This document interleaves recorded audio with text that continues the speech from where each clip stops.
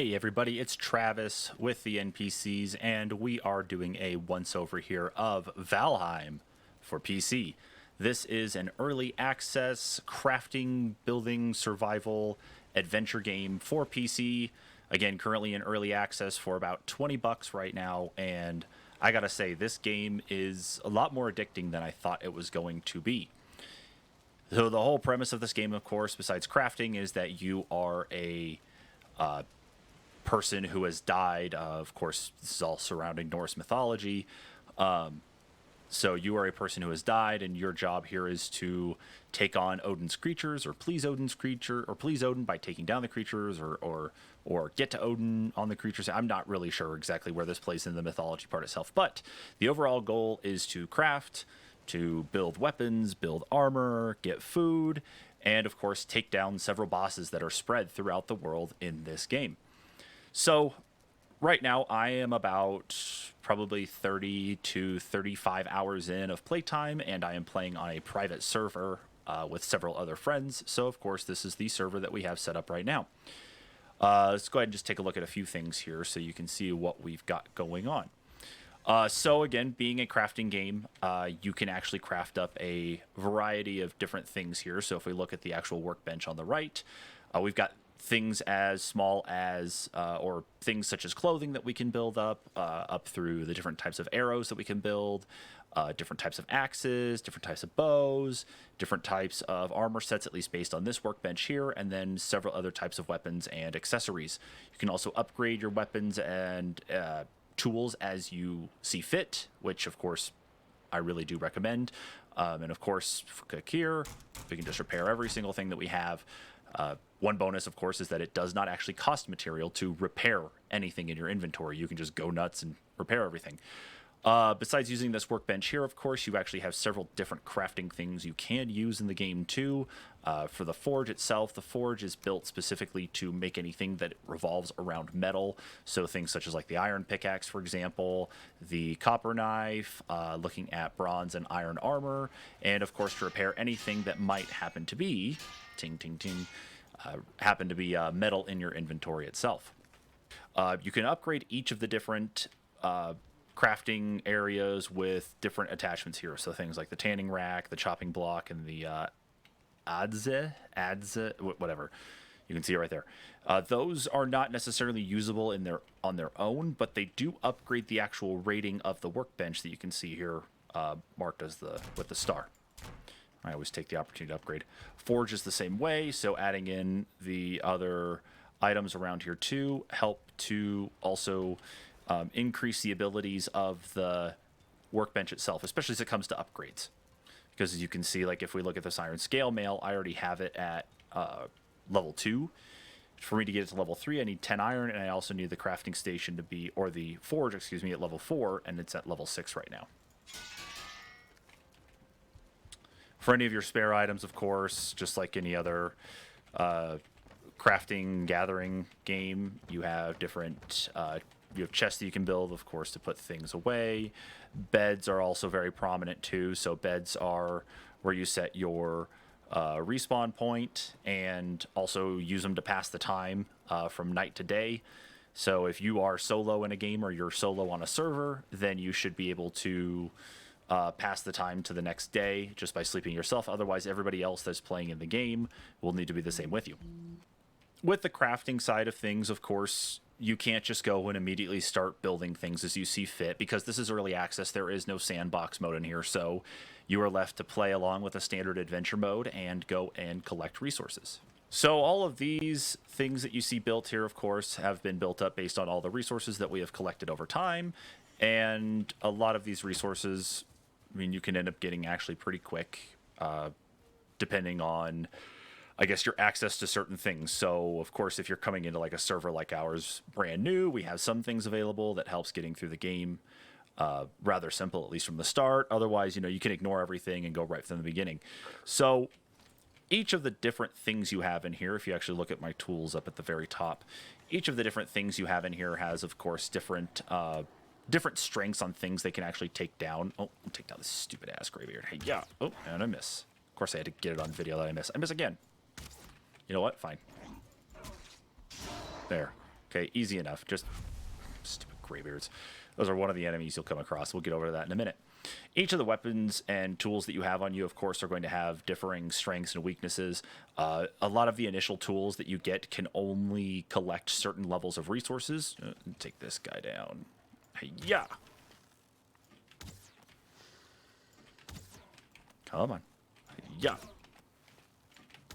There we go. Initial tools you can build are going to be things like stone axes, flint axes, a club made just directly out of standard wood, and such. You won't actually be able to craft things like pickaxes or anything with metal in them until after you start to defeat several bosses. Again, we'll get into that here in a minute too. But again, because this game is all built around, of course, the initial part of resource collection, just if you're used to things like in Ark or in Minecraft or Rust or what have you, each of the things that you go and get, oh, that would have been cool to catch. Oh, whatever. Each of the things, of course, you take down nets, materials and resources that you could use to build and craft. I wouldn't say just about anything. Of course, it all depends on where you're at in the progression through, I don't know if you'd really want to call it a story or campaign, because you can refight the bosses over and over again. They're in here. Anyway, so as you collect resources, again, different things unlock for you to actually craft. As you can see here in my inventory, I've got different sets of wood and food and a whole litany of different things here that allow me to build certain things if I have the right materials available. Now, because this is early access, of course, it's still going through the growing pains of just being a new game. One of the main things you'll find in this game is with crafting is that you have to be within a certain radius of a workbench. Somebody blew up my workbench. All right, well, we'll craft it up here anyway, and I'll show you. So to craft anything here, if you're using a workbench, you can just go right up to it and make it. But of course, you're limited on the things you can make within the workbench itself. Most of the time, that's going to be tools you can make in there, armor sets and such. But with the hammer that you have here, which I've got bound to 5, you can build up different things in here, and different things will unlock over time as you go. So if you end up pulling stone, then of course, obviously, a campfire will open up. As you continue to work more and more up through things and collect additional items. An example here is a portal, which allows you to travel distances throughout the map or throughout the world itself without requiring a boat or just running around. Those will unlock as you find certain items that actually go along with making that with making that structure in question. So of course I need to make a workbench here, so we'll just place this down. Now, you're probably wondering why in here. Well, the only way you can actually get inside the workbench to do anything is you have to have it covered up. You could put a workbench down and start building things without it covered up. So like if I wanted to say add, oh, I don't know. I'm just going to throw a post down here. Like if I was going to build a building here or something, you can see this dotted line around here. This encompasses a certain area that you were able to actually build in because you're within range of the crafting table or the workbench. Sorry. Fan of Minecraft here, you can hear that. You have to be within a certain range of the workbench in question. So you have to have workbenches up just about everywhere you go if you want to expand out. So like, let's say the fence was broken here, but I didn't have another workbench. Obviously, I'm in a bad spot. But this workbench and another one there happen to overlap with each other. So yay, of course. But that's just one of the growing pains itself with this game, because as you go on, you can only craft so many things on you when you're initially starting, or when you're just running around on your own without a crafting table or such. So the few kind of what I guess you'd consider base tools.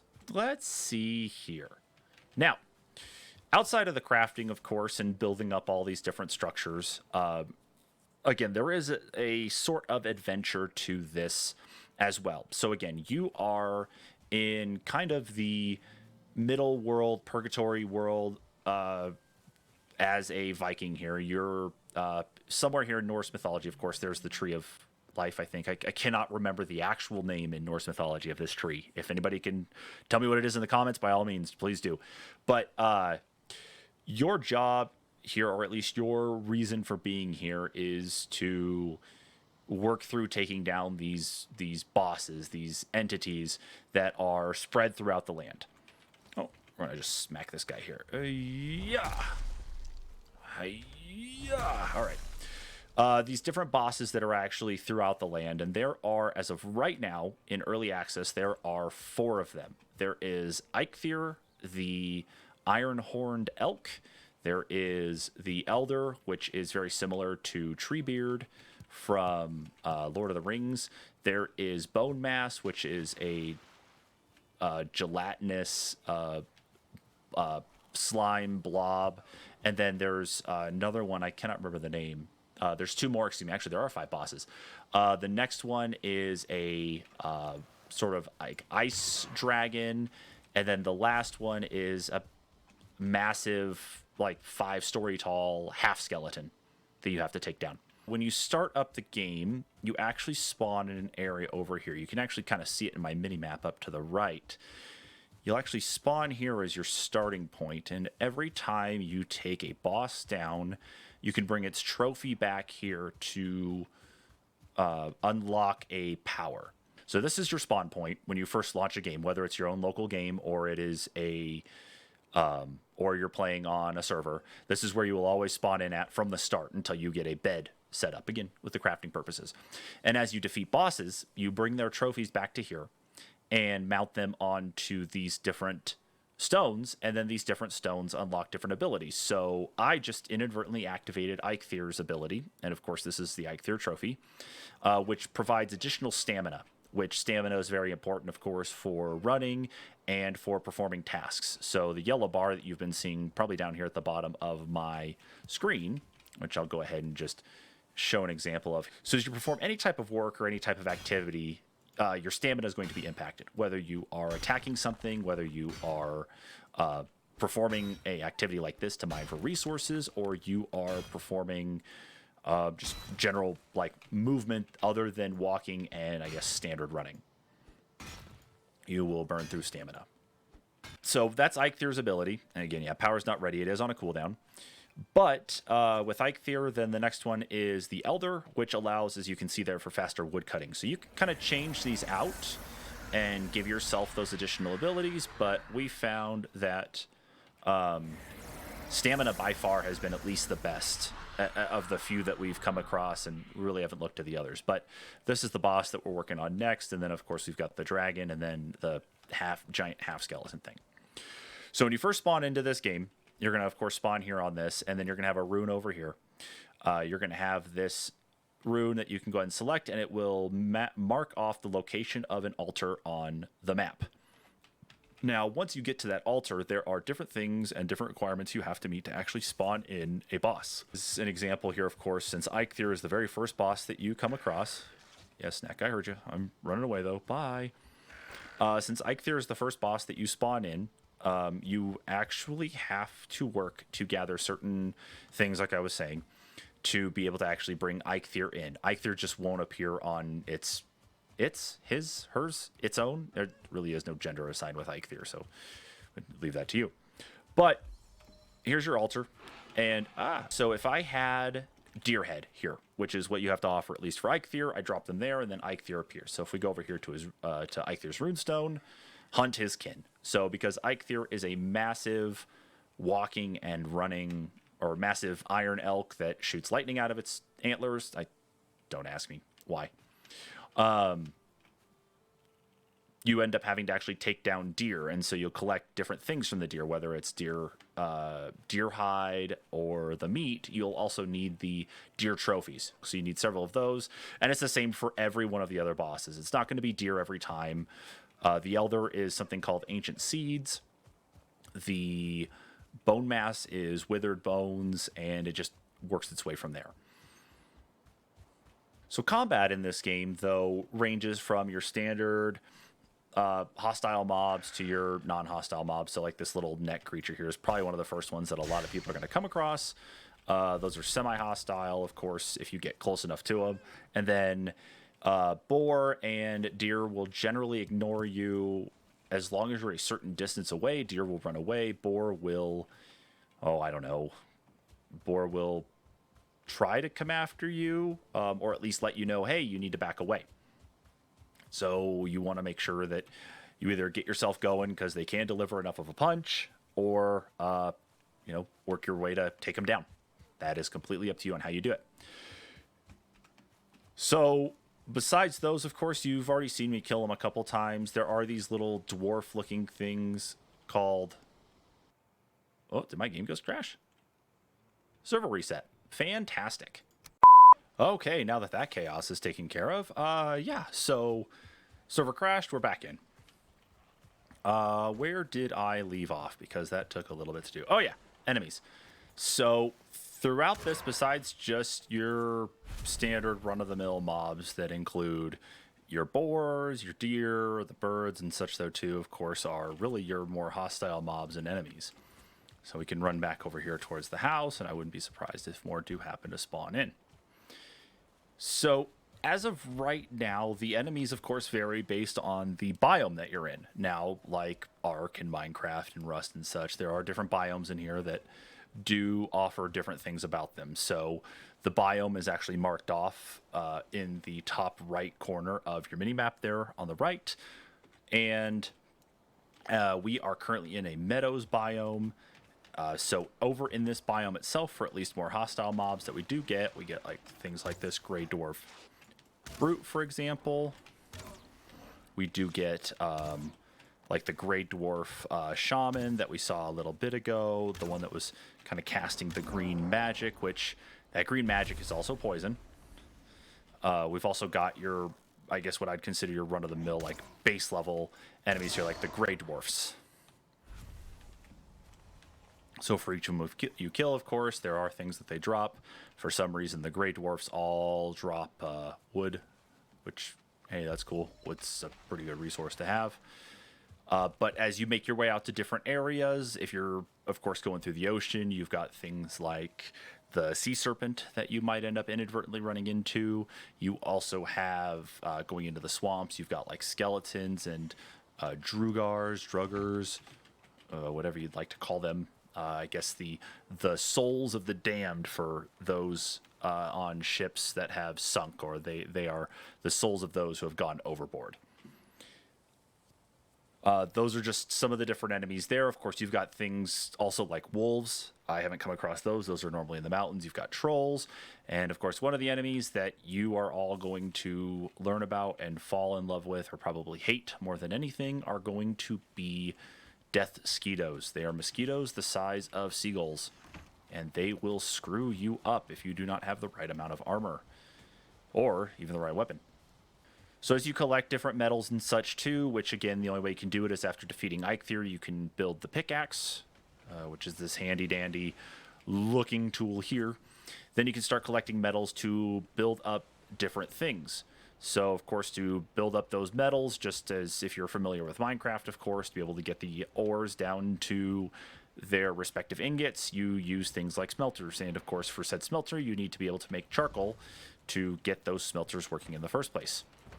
So the land itself is very open, just like all of the other crafting adventure build it yourself type games. The world itself is procedurally generated, so it all builds up based on a seed. That seed is always going to be randomized. You can put in any type of characters you want. I think it's specifically just letters, numbers to build the seed. You can use a randomly generated one as well that the game builds for you and just start up a game that way. So we can open up my map here and we can take a look at the different things that we've already explored so far. And as you can see, after playing 30 hours, we have not really made it that far. Or, I should say, I have not made it that far. Again, being a early access game, you cannot share the map with anybody else that you're playing with right now, unless I took a screenshot of what I had and made my way to, I don't know, a Discord or a Facebook group or text or whatever to actually share this out. So everything here on this map are icons and information that I've put on myself, unless generated by finding one of the runes that indicates where a enemy is, or an enemy boss can be spawned at, different markers that I've put on here myself, again, like I said, to locate where different things are. So up here, we can see the different markers for the bosses that we've been trying to take down. Elder, of course, we've already beaten. Farther up here into the swamp area, and your map does show it up in the top right corner if you look to show you the biome. Bone mass is right here, and of course these different things I've named myself. So we have a base over by the Elder that we were using for resource purposes, and there's also a dungeon nearby There's one down here I haven't marked yet. This one here, I believe, is not necessarily a skeleton one. Oh, it might be skeletons. Yeah, I think that one's skeletons. Now, one of the things, of course, when you do start this game is that for you to get to any of these locations, it's obviously either going by foot or as you unlock different things, unlock different materials, excuse me, you are able to build up different types of boats. Now, the longboat here, of course, is the highest tier boat you can get, is the fastest boat you can get, is the one with the most storage, and of course can carry the most people. And then all the way down to the lowest of the low, which is your initial boat, known as a raft, which is just a bunch of giant logs stitched together to make yourself a small usable thing to get across. But it is not only the lowest of the low, but it is also the slowest. Outside of being able to build your homes, build your boats and such to get around, you also have the ability to traverse via portals. We have set up several portals to get around from place to place to make at least that travel much faster. However, there are limitations on using these portals to get around, depending on, of course, what you're carrying. So certain things, and this is one of those things you're gonna have a boat for. If you go collect metals, we'll go here to buy the Elder. As you go to collect metals and such, metals are one of those that cannot actually be transported. At least metal ores cannot be taken through portals. So you're required to either carry them back on foot or to take them, or specifically take them by boat. There's really no way around it, unless you're into mods and want to try to find a way to bypass it through a mod. But portals at least allow that ability to get around, and once you have, of course, enough materials to do so, the way to create a portal is just through your hammer. As I was showing you here, here's your portal. You can see all the information about what you need to build it down below. And once you build that, then you go in, and if we just look at it, you can see how it has a portal tag set for boss. Both sides have to be named the exact same, and then the portal will connect. Makes it a hell of a lot easier to get around in this, I swear. So you can build bases just about anywhere, of course. This is the altar, as we saw earlier for Eikthyr. This is the altar for the Elder, and the Elder requires ancient seeds to be able to spawn. You can find those on the Gray Dwarf, what are they? The Gray Dwarf Shaman, excuse me, the green ones that are just kind of hovering about. You'll see more of those guys at night than you would in the daytime. Right here, which we happen to build our base next to, is a troll dungeon. So inside there, of course, is a troll, and normally through each dungeon, you'll have several different bosses, or not bosses, but the actual entity in question. So, of course, there should be a single troll in there. But you'll also have food items, usually your higher density food items or your better food items, and a chest in there, which usually contains things such as, like, I can actually go here into my inventory and we can look, as long as... No? Okay. Which contain things here, like an example, the Surtling core that you need to be able to build portals with, the chain here, which I haven't actually found a use for yet. Those are just to name a few, of course, and then there's like these yellow mushrooms that help with stamina increase. So those are just a couple things you can find in there, and there's plenty more out there. By the way, that will kill you. I have been killed several times by falling trees and rolling trees like that. That's no bueno. So yeah, the regular environment can kill you too. So you know what? Let's go ahead and just take it upon ourselves. I'm going to go ahead and arm up here with my bow. Let's check out our arrow situation. That is terrible. But we can go in here into the trolls, the troll dungeon, and see what's in here. Or troll cave. There may not be one in here right now. No, there's literally none in here right now. Anyway, so as you go into here, of course, there should be a troll that would spawn in. And as you saw the chest there in the back, you can go and get those.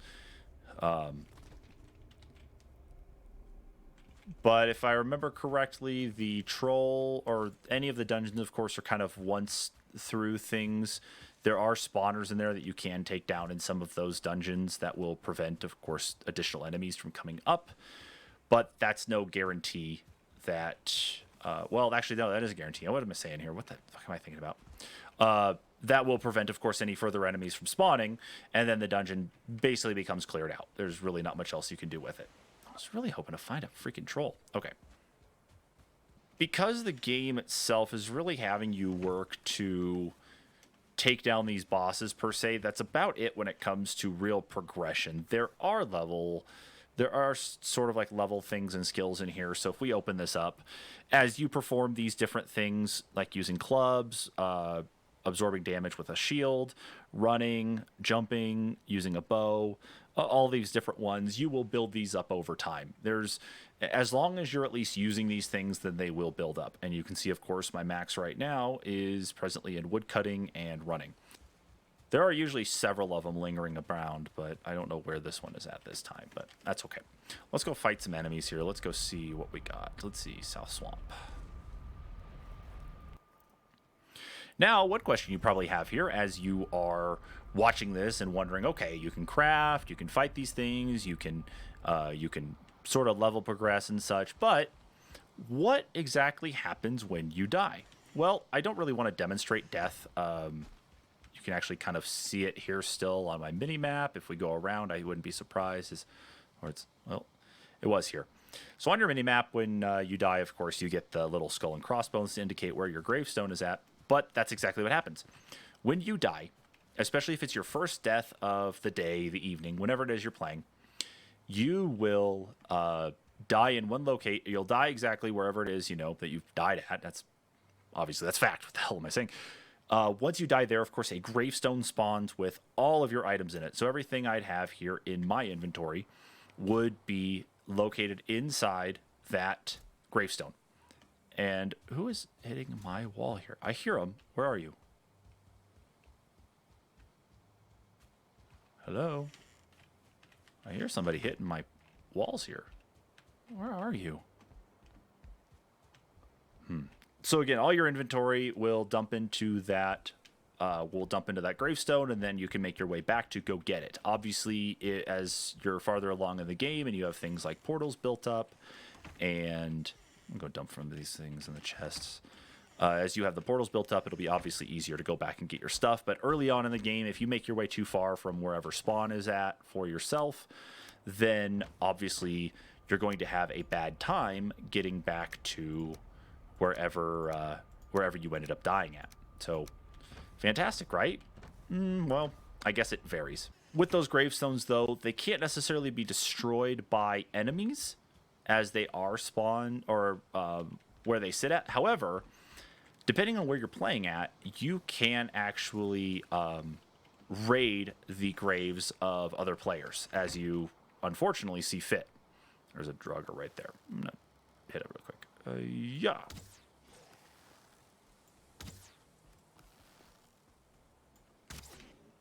When you die in one spot, of course, again, your gravestone's there, your entire inventory's there, and people can come in and raid it. And you can go ahead and collect your materials back again. Great, right? Well, once you've died one time, you've basically used up your ability for not losing any of your skills. That's one of the problems about dying in here.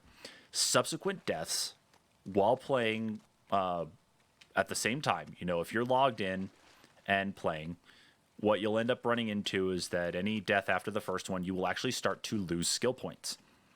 So any of the skill points that you do lose on your person, you will have to go ahead and recoup back. I'm sure that if I hadn't died right now, I'd probably be at level 40 or something on my character here for several different things.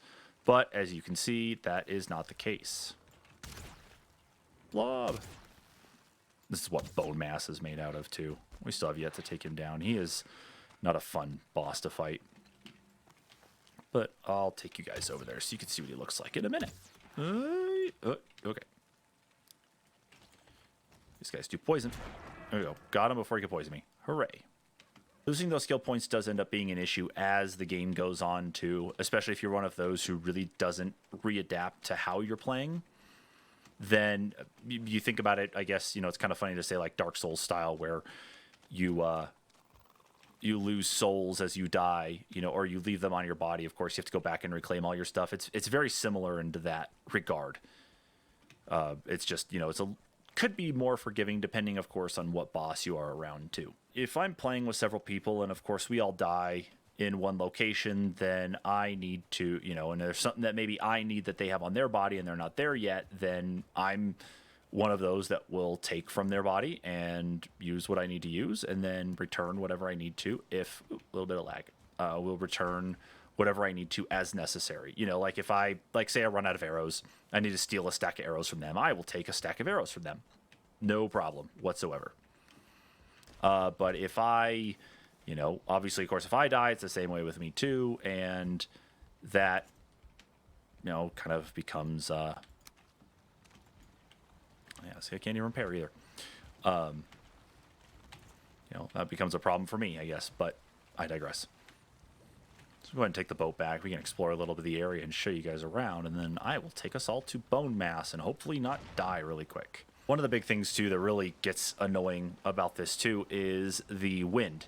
So to sail around, of course, regardless of what type of boat you're using, whether it is the raft all the way up to the longboat, you must have the wind with you if you want to be able to sail as fast as you can, really. As you can see here, of course, with the 3 red arrows pointing up just above the wheel of the ship, even though I'm not actually using a wheel, that means that that's the fastest that I am able to actually go right now. I'm at the max ability that I can, or the farthest down that the sail can actually go. Hello, Skelly boys. Bye, Skelly boys. Oh, shit. Nope, nope, nope, nope. No, thank you. Both on your mini map in the bottom left corner, you'll see that little white arrow. And then as you can see that I'm in the ship, you can see the little wind gust things on my little indicator / compass. So sailing with the wind nets you the ability to, of course, go much faster. Sailing against the wind obviously slows you down if you have your sail all the way down. To be able to sail, or to be able to speed yourself up when against the wind, you have to put that entire sail away, go down to your single arrow, and effectively, as you can see it there with the rudder in the back, if I zoom in, you can see it's just essentially paddling your way back to wherever it is. Now, the wind, of course, does shift over time, so you may have the wind against you at one point, but then with you at another part. It's going to vary, of course. You could sail across, like we sailed this entire thing from the southern point here all the way down to this new swamp and ended up at a point where the wind was against us all the way till about here. So from here to here was just you're paddling, essentially.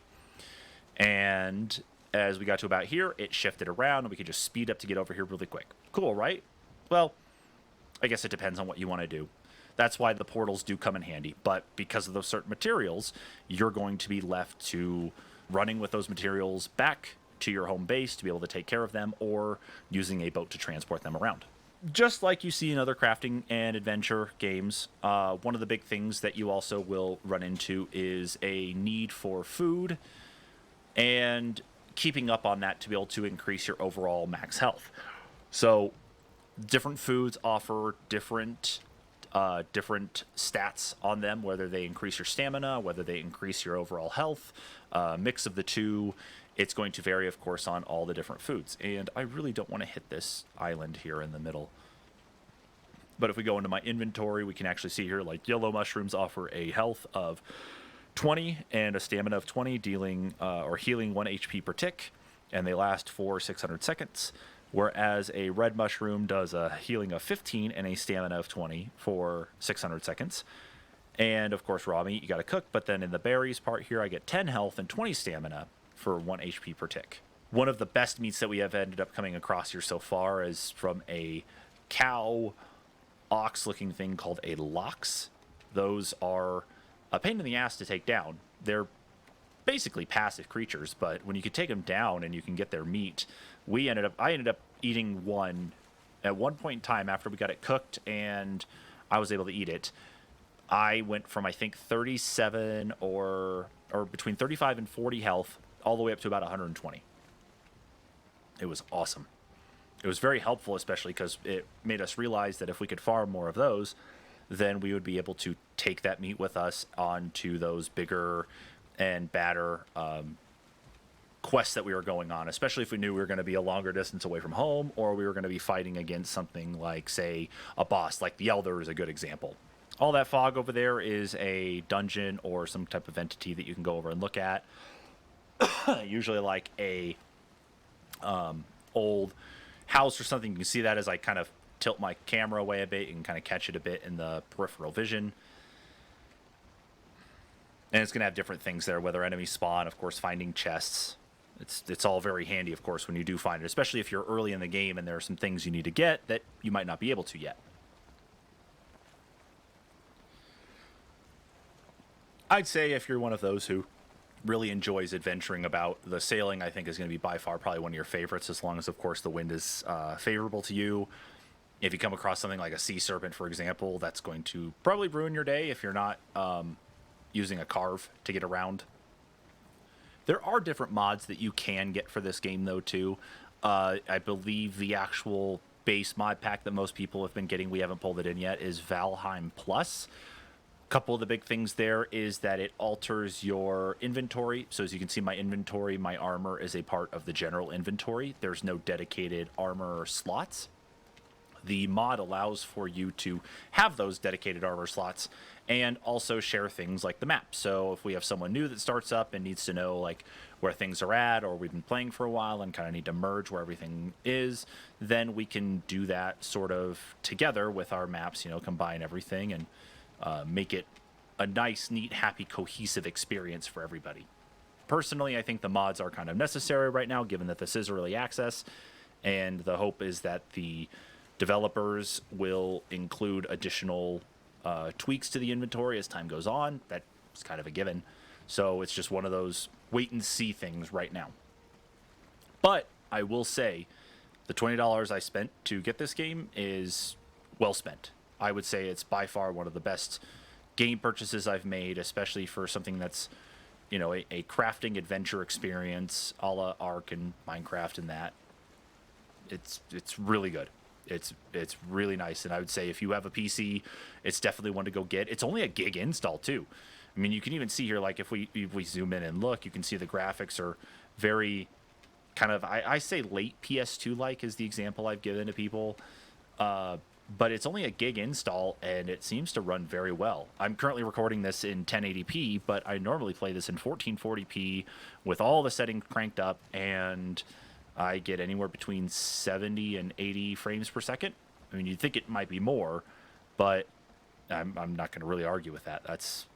I think that's pretty good for what it is. Hey, and there was a troll. Speak of the devil. What is he? Did he just shit on that graybeard? See, now I'd go and fight that troll, but one of the problems I've got is that there are a lot of assholes on that island, and I'm not one to want to get cornered right now, I think. So, fucking rock. So yeah, as cool as that would be, probably not. Since I am thinking about it, since we are actually here on the open water, one of the other annoyances that I would say about this game that I have, but I kind of understand it, I'm kind of hoping there's going to be a change here soon, is that swimming is directly tied to your stamina. Just like, any other activity that you're doing in here. With that being tied to stamina, you're only able to actually swim out so far.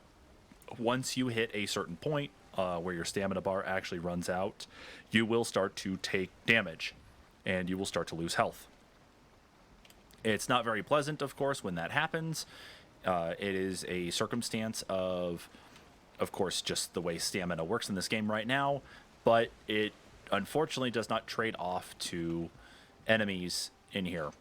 So that means that you might have an enemy that's trying to swim after you, and they are not impacted by any of the stamina problems at all. Whee! Tokyo Drift. You're going to end up swimming out. You can't really dive down, so there are entities of things that spawn in here. Let's say okay, there's this flint here. I just picked that up. Okay, I can get to it. That's cool, but that's about as far as I can get before I start actually being considered, or actually the game considers it swimming. This is a house that someone else here is building on the server, and I gotta say, they've definitely taken a step up in design here. So let's just hop into their house and, give it a nice little peek to see what they've done. I gotta say, and there are other elaborate houses that I've seen, especially with the way things have been built too. And this is just such a unique way for someone to actually build their house up that you're not going to have every house being the same. You're going to see stuff that will come up about the same way as it does already in other games. I hate to use Minecraft as the example here, but that's the one I always go back to. You're always going to have your basic house, and then you work to build up elaborate things here. So using these the fire here in the cooking station using this sort of decorative setup here, which is normally used for rafter purposes when building up, say, like a roof, using this as decoration to be able to actually build a chimney. Pretty swanky, right? All right, now that we've done all of our running, of course, we're back here at the portals. Let us go take a look at that's one. I think that's the right one. Let's see. Let's go take a look at bone mass and see how bad this is. Again, we're probably gonna be quick on this because bone mass is a pain in the ass to fight, and so this is gonna be more of a hey, show you. Oh, and look, there's his thing. Oh, and there he is too. Oh, he is in a bad mood. Okay, yeah, and yeah. So bone mass, of course, being the boss that he is taking down the little base / hut that we've built up here. I'm not really in a position to fight him right now, but there you go. You saw him. Okay, that's him. I know, fun, right? Oh, how'd you get in here? Thank you. So there, you had a tiny peek of bone mass. I'm not going to really show you anymore because obviously, of course, each person's adventure is up to their own little thing here, and obviously, you know, I don't really want to spoil too much for you guys because this is a game that I think you all need to go out and get. $20 on Steam. Go and support it. Early access. Lots of things that are changing here. I would recommend playing this with friends too. This is a fun game. I really am glad that I've made the investment to get this game. I'm going to have myself a nice little snack here. I'm glad I've made the investment for this game because I've been having a lot of fun playing this with friends, even if there are things that are a bit of a grind when it comes to mining and such. But again, this is Valheim, so thanks for checking this out with me, everybody, and we will catch you guys all in the next video.